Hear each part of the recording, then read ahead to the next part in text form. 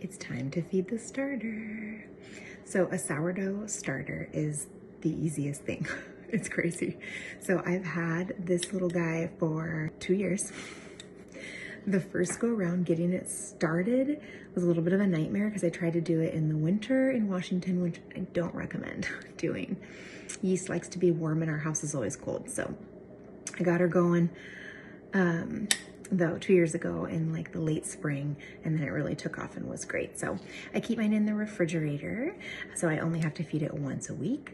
And then once a week when I feed it, I take half of it and feed it, and then I take the other half and I make a no-knead sourdough loaf once a week. So it's the greatest thing in the wintertime to have a nice fresh loaf of sourdough that you made yourself. When you leave it out on your counter, it's nice and like runny and easy to work with. When you take it out of the fridge to feed it, it's like totally weird. The texture is totally different.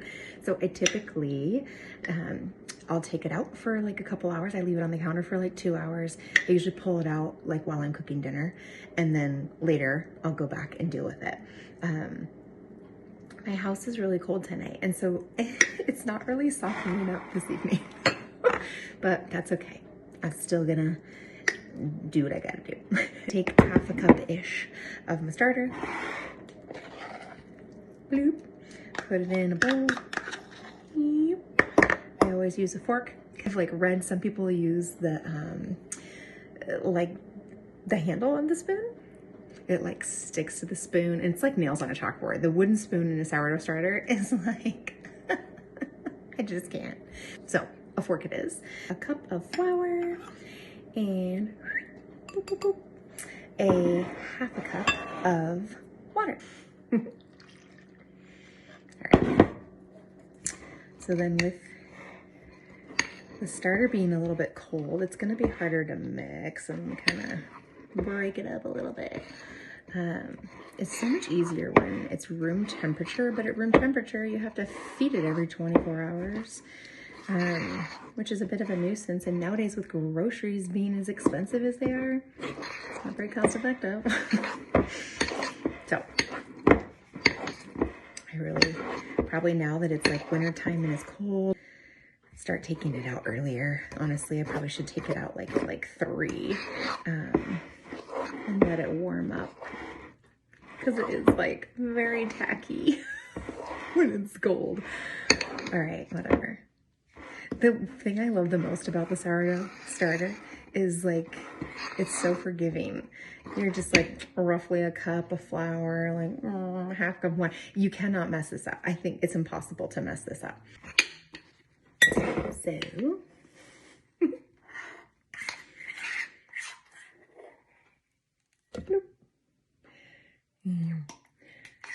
put the fed starter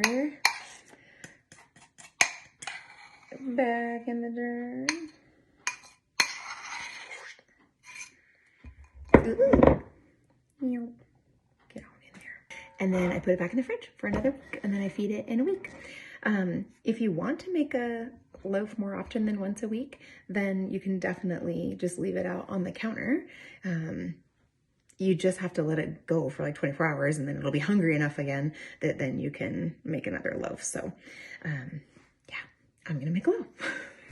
So now when it's time to make a loaf, fed it, put that part back, and then you have all this leftovers. You can either discard it, throw it away, or you make a loaf. Or if you don't feel like making a loaf, you can also take it, I make it a little bit thinner, and then I fry it on a frying pan with olive oil and some herbs and salt, and sometimes Parmesan cheese, and it's so good. It goes really good with soup. So I do that with it too when I'm not feeling it. I just like, it's like my baby. I don't have a heart to throw it away most of the time. You don't end up using all of it if you get good growth. You don't need it all. So you need 1/3 cup of the starter to do a loaf.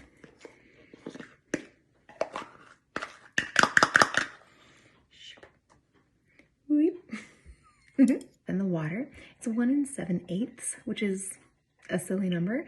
I did it on the scale, the 385 grams on the scale, and basically found that it's it's just under the 2 cup line, but it's just over the 1 3/4 line. So kind of right in the middle.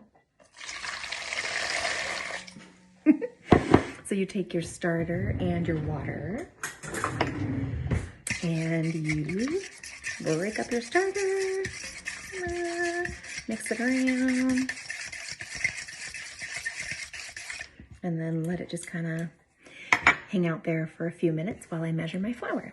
4 cups of flour.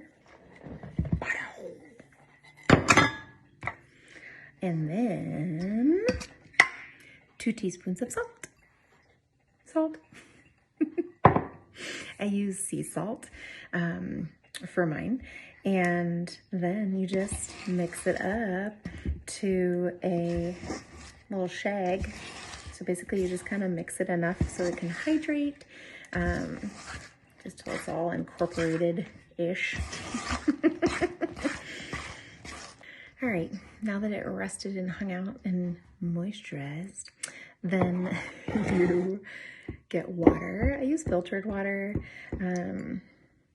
because I think that the chlorine has the potential to maybe kill off the yeast. I don't know. I did so much stinking research on sourdough starters, and I saw that in a few different people's little blogs and suggestions about using filtered water, so I just always have. So you wet your hand, and then you do a few little stretch and folds. Pick it up.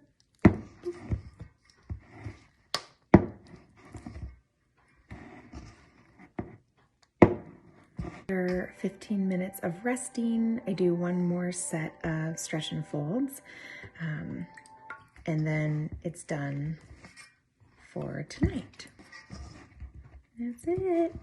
And then I cover it up with saran wrap, and then I put mine usually in the oven or on top of the stove top with saran wrap and a towel because yeast likes it dark and warm, and then I leave it overnight.